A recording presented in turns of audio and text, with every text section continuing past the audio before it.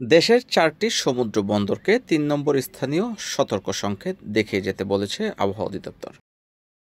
বৃহস্পতিবার ২৪ জুলাই আবহাওয়া অধিদপ্তর সূত্রে দেওয়া আবহাওয়ার সতর্কবার্তায় বলা হয়েছে, উত্তর বঙ্গোপসাগর ও তৎসংলগ্ন এলাকায় একটি লঘুচাপ সৃষ্টি হয়েছে।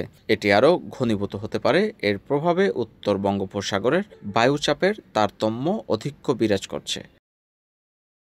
উত্তর বঙ্গোপসাগর বাংলাদেশের উপকূলীয় এলাকায় ও সমুদ্র বন্দরের উপর দিয়ে দমকা বা ঝড়ো হাওয়া বয়ে যেতে পারে, যে কারণে চট্টগ্রাম, কক্সবাজার ও মংলা ও পায়রা সমুদ্র বন্দরকে ৩ নম্বর স্থানীয় সতর্ক সংকেত দেখিয়ে যেতে বলা হয়েছে। উত্তর বঙ্গোপসাগরে অবস্থানরত মাছ ধরার নৌকা ও ট্রলারকে পরবর্তী নির্দেশ না দেওয়া পর্যন্ত উপকূলের কাছাকাছি এসে সাবধানে চলাচল করতে বলা হয়েছে। NNTV, নারায়ণগঞ্জ।